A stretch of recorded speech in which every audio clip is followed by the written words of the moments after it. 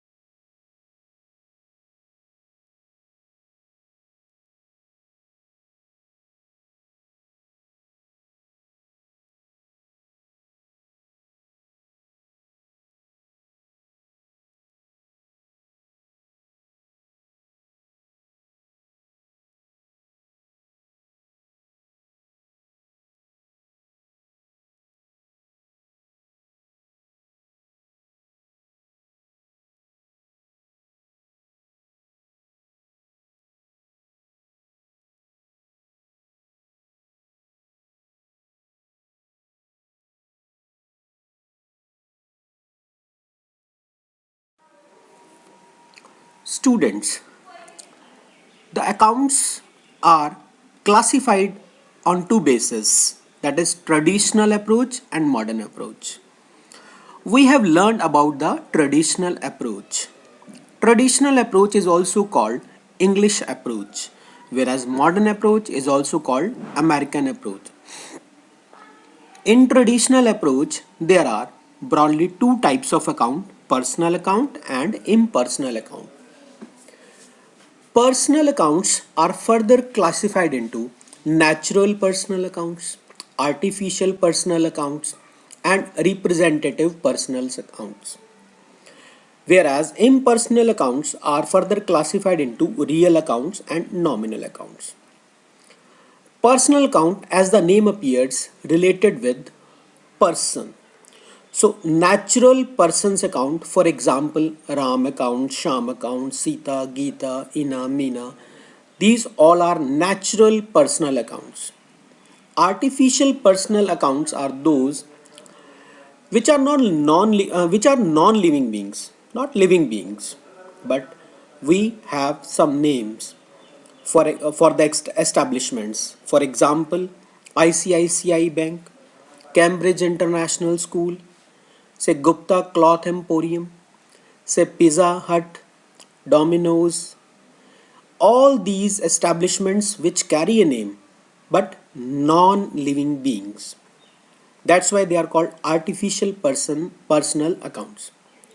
Representative personal accounts are those which represents a group or an item. For example, outstanding expenses like salaries outstanding, prepaid expenses like prepaid insurance, accrued incomes like accrued commission or accrued interest, unearned incomes like advance commission. Whereas impersonal accounts which do not have any relation with any person, these are classified into real account. Real means actually. So all assets lies under the category of real account.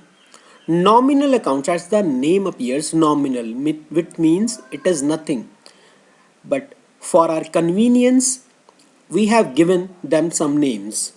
For example, all the expenses, losses, incomes and gains lies under the category of nominal account. So for the purpose of balancing the accounts or preparation of accounts or for journal entries, all these we have used these traditional approach accounts in the form of personal, real or nominal account. Whereas In the modern approach, we'll be using types of accounts in the name of assets account, liability account, capital account, revenue account, or expenses account. We have categorized into these five accounts. Let us revise the traditional approach. The rule for personal account is debit the receiver and credit the giver. The rule for real account is debit what comes in, credit what goes out. And the rule for nominal account is debit all expenses and losses, credit all incomes and gains. Now we will start the modern approach. We have identified or categorized the total accounts in five categories: assets, liabilities, capital, revenue, and expenses. First of all, we have to identify the accounts involved in the transaction, whether it is asset or a liability or a capital or a revenue or expense. Let us discuss assets. Assets. If there is any increase in the asset of the organization given in that transaction, the increase in asset will be debited, whereas decrease in the assets will be credited. Now comes the liability.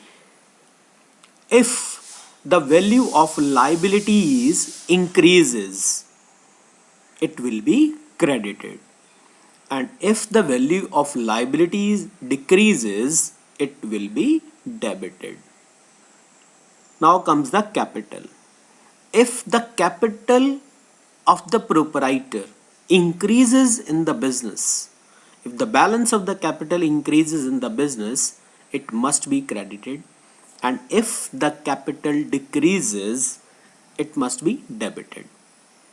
Now comes the revenue. Now what is revenue? Revenue is the amount received from the sale of goods and services. So if there is any increase in revenue, it should be credited, or if there is decrease in the revenue, it should be debited. Now comes the expenses. Expenses are the amount spent to generate the revenue. So if there is any increase in the expenses of the organization, these expenses are debited. And if there is any decrease in the expenses, it should be credited. Now I have summarized the modern approach for rules of debit and credit. On my left hand side, there are assets and expenses, and on my right hand side, there are liabilities, capitals, and revenues. Let us start with assets and expenses. For assets and expenses, the normal balance is debit. If there is any increase in these two items, it must be debited.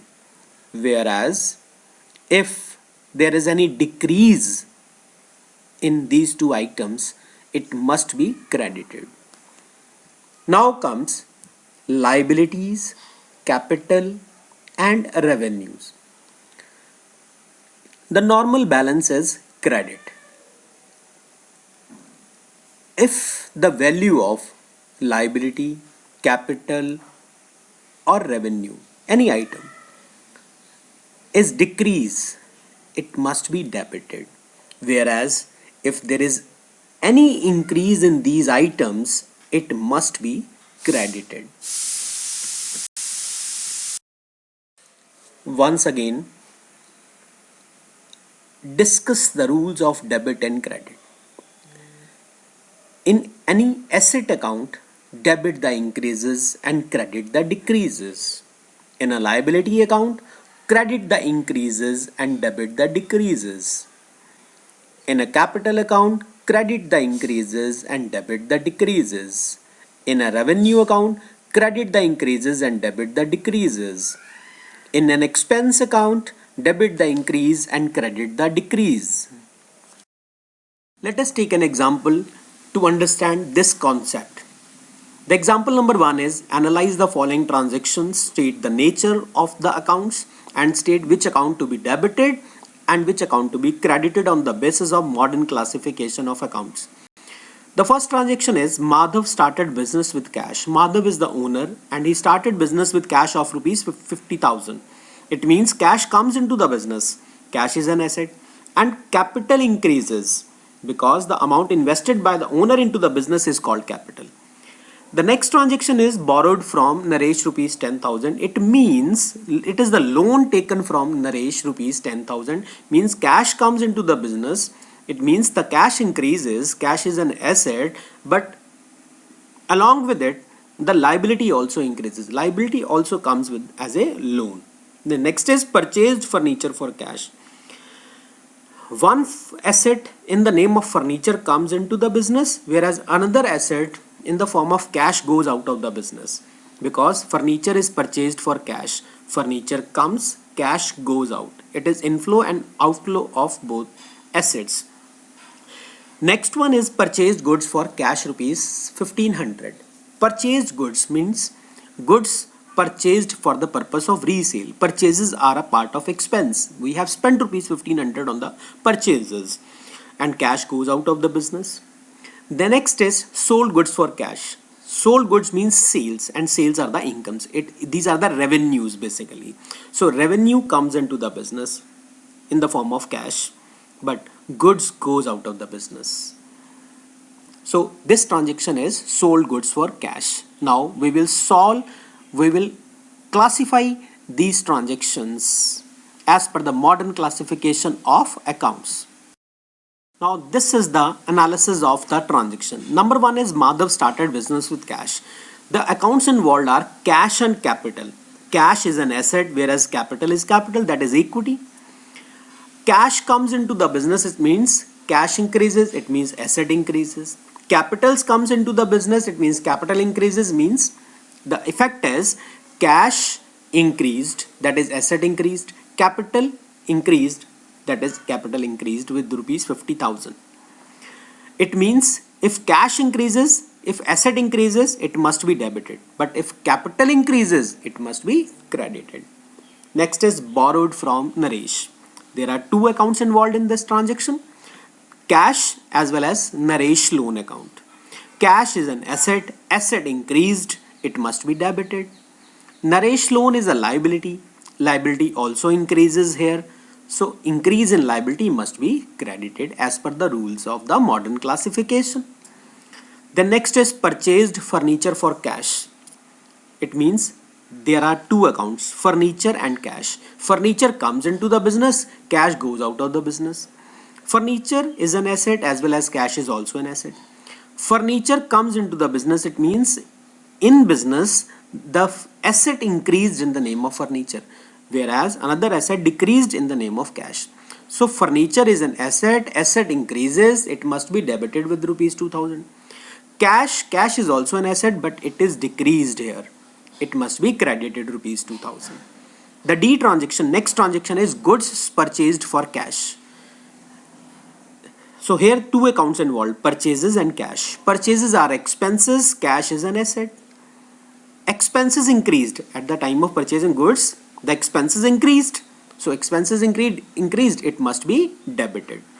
Whereas cash is an asset and cash decreases. So when there is decrease in any asset, it must be credited. The next one is sold goods for cash. It means it is cash sales. It means cash comes into the business. There is an inflow of cash. So cash is an asset, whereas sales are revenues. Cash is also increases, sale is also increases. It means asset increases, revenue increases, and as per the modern classification of the rules of a debit and credit, If there is increase in any asset, it must be debited. But if there is any increase in any revenue, it must be credited.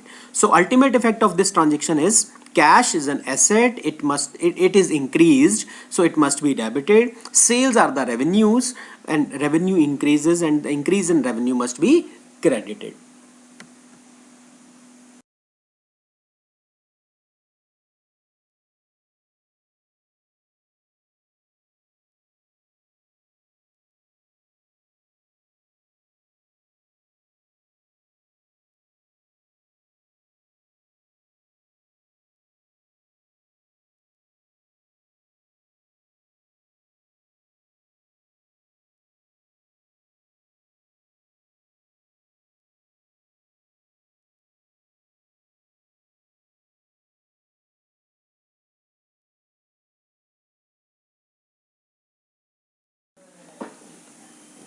Now it's homework time.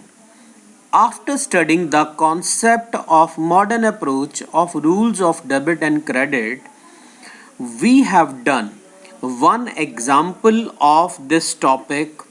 So kindly revise all the concepts and make yourself understand the utility of these concepts.